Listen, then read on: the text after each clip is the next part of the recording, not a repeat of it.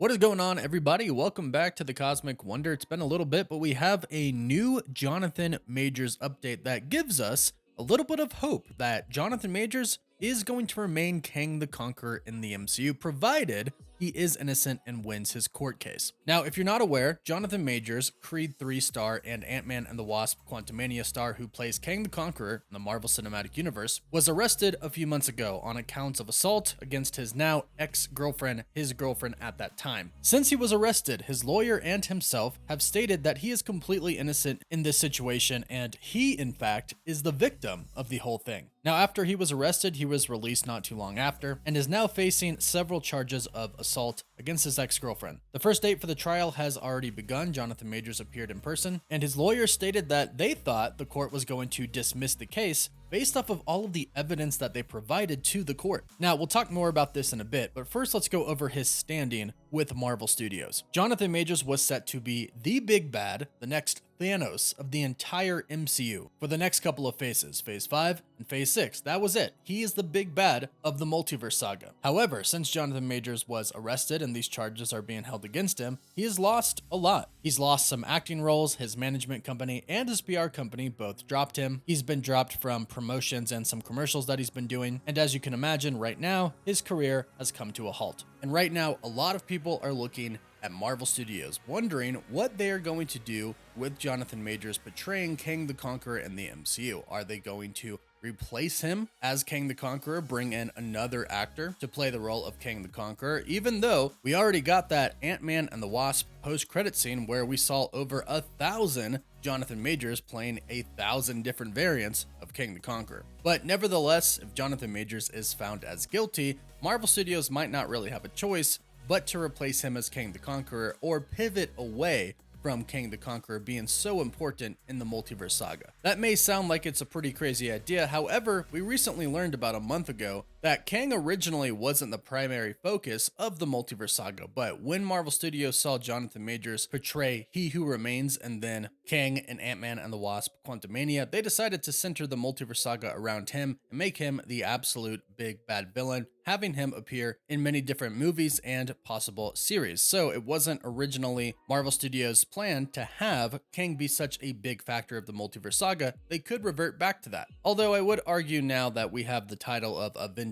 the Kang Dynasty, it's probably a little too late. However, like I mentioned, we have some good news today. While all of this was happening with Jonathan Majors, Marvel Studios kind of hid Jonathan Majors in their promotions. In fact, when they were promoting Ant-Man and the Wasp Quantumania, in all descriptions of the film, they simply said the villain, or they referred to a threat. They didn't even say Kang the Conqueror in a lot of cases. And then we found out that Marvel Studios delayed indefinitely the release of Ant-Man and the Wasp Quantumania Assembled, the making of the film. And fans got kind of worried because this clearly showed that the situation of Jonathan Majors was affecting some aspects of Marvel. And of course it does. Marvel Studios has to decide what they're going to do. Well, in a good fortunate turn of events, they have actually released the Assembled making of special for Jonathan Majors. They didn't really announce this at all, didn't really promote it at all. They simply released it on Disney Plus, but if you take a look, it is there, which is a great sign because they did not have to release this. With everything going on with Jonathan Majors, they definitely could have chose to not release this or simply could have edited it a little bit more to not have that much of Jonathan Majors' Kang in the special that they released. However, if you watch it, there is a great deal of Jonathan Majors in it.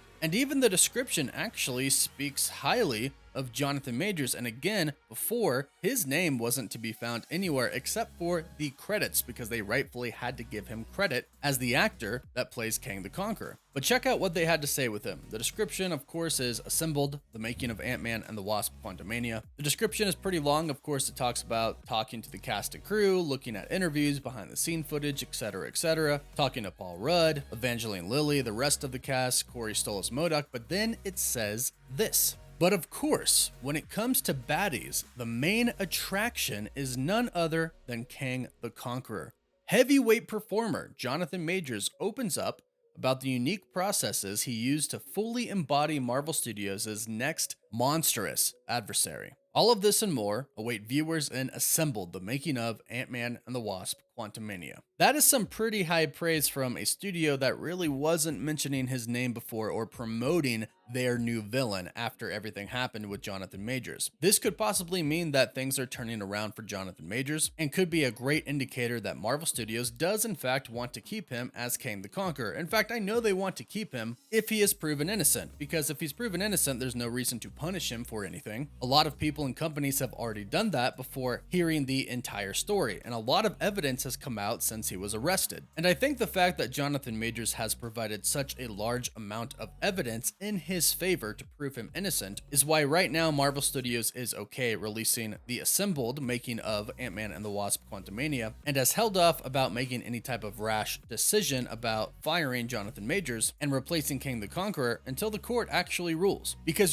since all of this has happened, Jonathan Majors has met with Marvel Studios. He's met with Kevin Feige, possibly Bob Iger, and explained everything that has happened. And I'm sure once he gathered all of this evidence, he went to Marvel Studios and said, hey, this is me trying to show you I am innocent. I did not assault her. She assaulted me. There's a lot of video evidence. There's photographic evidence. I have a lot of witnesses who are willing to testify in court that I did not assault her. And there's even evidence of her partying immediately after the event, in which she said she got hurt, but was not evidently hurt in any of the videos or photos that were taken of her immediately after. And that's what happened. A lot of the evidence that Jonathan Majors has is what I just mentioned. There is CCTV street footage of Jonathan Majors getting out of the car, in which we can see his ex pulling him back in the car and kind of hitting him, but he actively tries to get out of the car and run away from the situation, in which he does, but people even see him on the street and ask him to take a photo, in which he still obliges them and takes the photo with them and then continues to run away. His ex-girlfriend stays in the car and leaves. The driver of the vehicle at the time, which was a hired driver service, is also one of the people that is going to testify, stating that Jonathan Majors never attacked her. Jonathan Majors returned to his apartment the next morning around 10 or 11 a.m. He went into his bedroom and could not open the door, so he called the supervisor to open the door, in which he did, and they both saw his girlfriend at the time, now his ex,